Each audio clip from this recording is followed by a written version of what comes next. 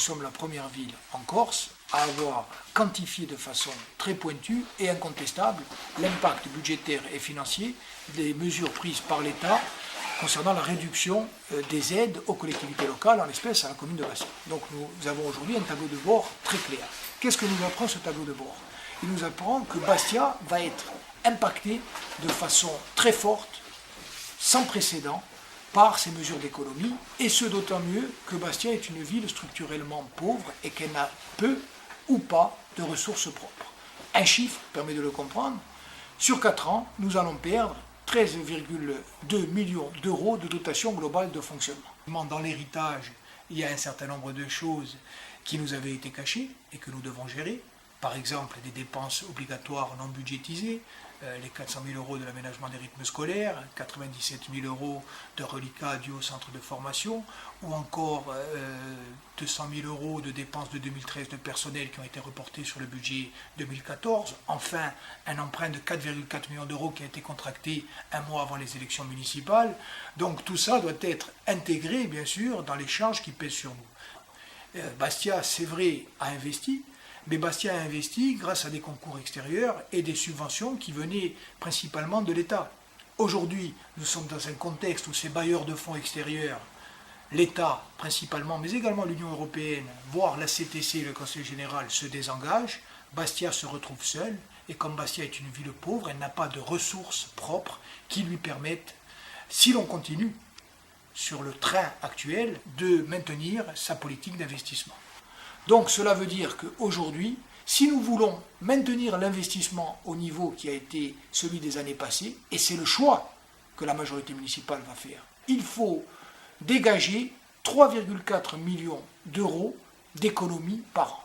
Alors ces économies, on peut soit les faire en diminuant les dépenses, soit les faire en augmentant les ressources. Il y a des pistes que nous excluons par avance. Par exemple, nous ne voulons pas toucher aux droits acquis des fonctionnaires municipaux, c'est une évidence.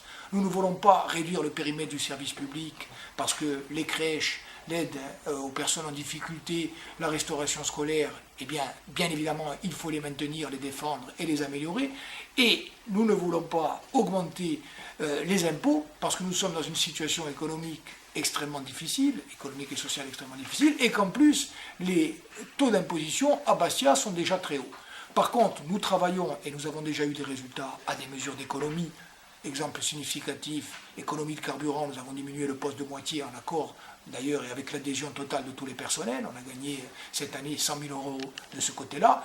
On augmente non pas les taux d'imposition, mais les bases fiscales, c'est-à-dire que l'évaluation vénale du bien qui sert à l'imposition, par exemple du bien immobilier, est revue, ce qui permet de dégager une recette fiscale complémentaire. Nous allons peut-être emprunter, mais dans une mesure compatible avec la capacité de remboursement de Bastia. Et surtout, je vous le disais, ce qui est important, c'est d'engager une dynamique qui soit une dynamique de développement économique, d'attractivité, et cela se fait aussi à travers l'investissement. Des investissements, bien sûr, qu'il faudra prioriser, qu'il faudra programmé et organisé à l'échelle de la mandature et peut-être même à une échelle plus longue de 10 ou 15 ans. Et c'est la raison pour laquelle nous inscrivons dans une démarche innovante au plan de la méthode et au plan du fond, une démarche vertueuse qui va nous permettre de faire face de façon très positive et très dynamique à la difficulté sans précédent à laquelle nous sommes confrontés. Jamais aucune équipe municipale, jamais aucune majorité n'a eu à évoluer dans un contexte budgétaire et financier aussi défavorable. Et bien même si c'est le cas, à travers notre façon de gérer la ville, à travers les efforts que nous allons faire, à travers notre vision politique, nous allons réussir à construire la ville que les Bastiais attendent et que les Bastiais veulent. Et sur le fond, je trouve que le caractère répétitif et totalement infondé de l'argumentaire de l'opposition ne peut que conduire à lasser celles et ceux qui continuent d'écouter ces arguments.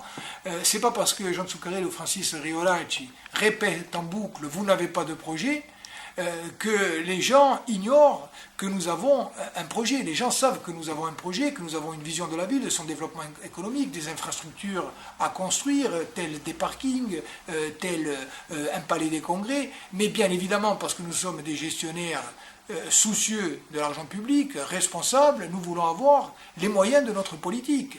Et c'est la raison pour laquelle nous avons, ce soir notamment, et que nous allons continuer à le faire, eh bien nous mettons tout sur la table et nous réfléchissons à une façon de faire qui nous permette, dans un environnement financier et budgétaire très dégradé, de continuer à avoir une politique ambitieuse pour cette ville et surtout d'avoir les moyens de la concrétiser. Vous verrez, y compris dans les tout prochains jours ou dans les toutes prochaines semaines, que nous avons déjà beaucoup travaillé et que nous n'allons pas tarder à avoir des réalisations concrètes.